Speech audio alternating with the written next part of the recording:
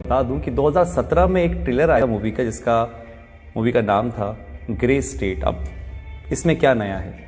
नया ये था कि जब ये मूवी रिलीज होने वाली थी उसके कुछ टाइम पहले ही डेविड क्लोरी को उसकी वाइफ और उसके बच्चे के साथ गोली मार दी गई। रीज़न रहा होगा कि एक डायरेक्टर को उसकी बेटी और वाइफ के साथ मार दिया जाता है मूवी के रिलीज होने से पहले और वो मूवी नहीं बनती है। ऐसा क्या दिखाना चाहते थे डेविड उस मूवी के अंदर जो 2017 में आनी थी, लेकिन उसका ट्रेलर ज़रूर आया था और उस ट्रेलर के अंदर ऐसा कुछ दिखाया ज़रूर था जिसमें बताया गया था कि आने वाले टाइम के अंदर लोग एक दूसरे के पास जाने से थोड़ा डरेंगे, यानी कि सोशल डिस्टेंसिंग मेंटेन करेंगे।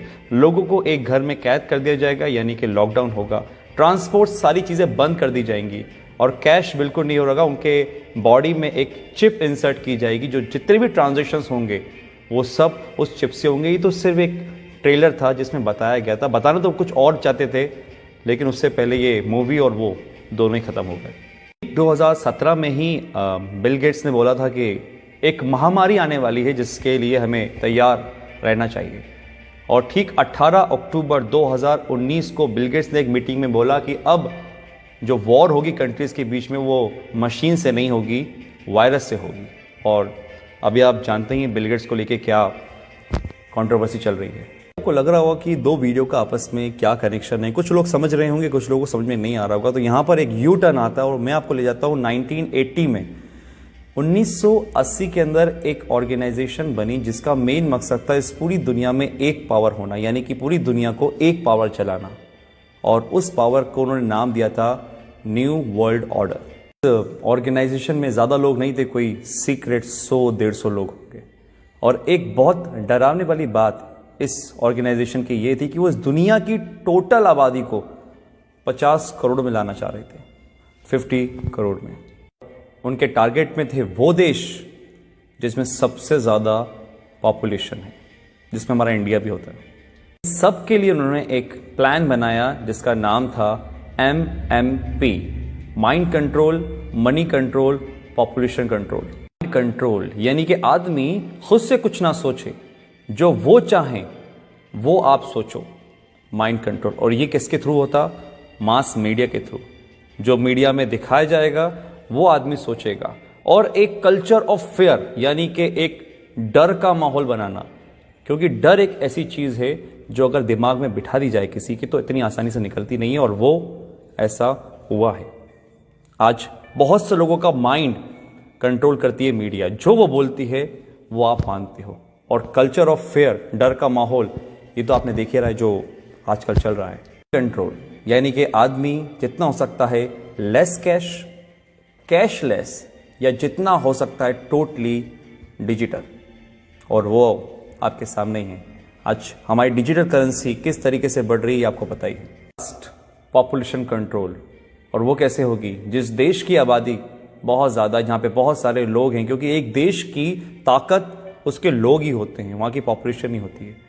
तो उस पॉपुलेशन को कम करना, और आप कम करने का मतलब आई थिंक तो समझ चुके होंगे कि मैं क्या बोलना चाह रहा हूँ। इतनी बड़ी ऑर्गेनाइजेशन चला रहा है, कौन ये सब कर रहा है, ये सब आपको आने वाले टाइम में अंदर पता चल जाएगा। क्योंकि आने वाले टाइम में सिर्फ दो लोग रहेंगे, एक वो जो काम करेंगे, एक वो जो काम करवाएंगे।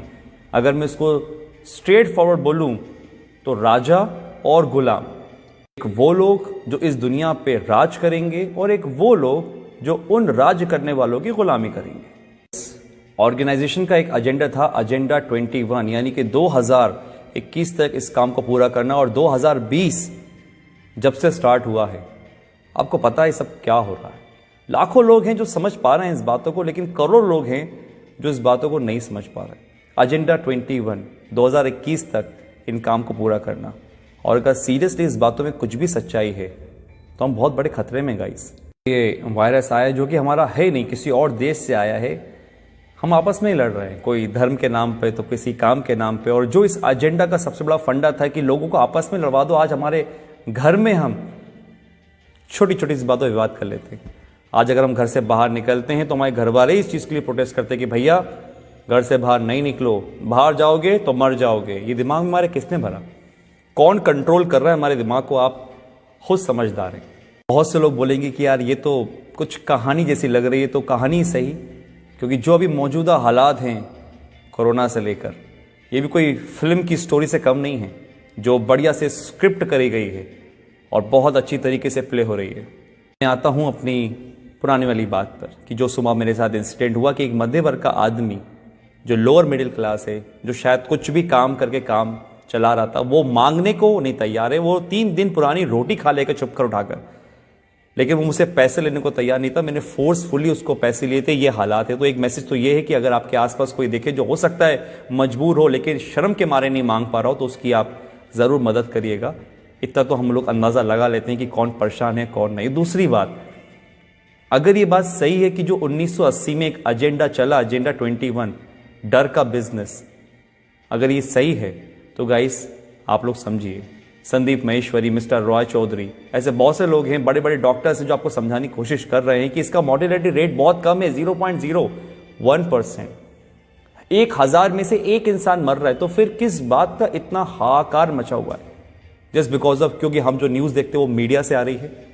बात वही है, हमारे दिमाग को कंट्रोल करा जा रहा है, हमारे पैसों को कंट्रोल करा जा रहा है। आज हमारे पास इतनी आज़ादी नहीं है कि हम खुद का काम कर सकें। किसी के कहने पे हम दुकान खोलते हैं, किसी के कहने पे हम दुकान नहीं खोलते। ये हक हमसे छीन लिया गया है, पैसा कमाने का हमसे छीन लिया गया है। हम खुद से आज कुछ नहीं कर सकते। ये कहीं वो एजेंडा 21 तो नहीं? अगर है तो आज डर छोड़िए, अपनी इम्यूनिटी पे काम करिए, दिमाग लगाइए, लॉजिक समझिए। मीडिया क्या बोलती है वो नहीं, आप ये समझिए कि दूसरे जो लोग, लाखों लोग समझ रहे हैं लॉजिकल बात को, उसको पकड़िए, ठंडे दिमाग से सोचिए और फिर फैसला कीजिए कि आपको क्या करना है। आप डरेंगे नहीं तो आप संभल जाएंगे, और अगर आप संभल गए तो ये देश बच जाएगा। Thank you.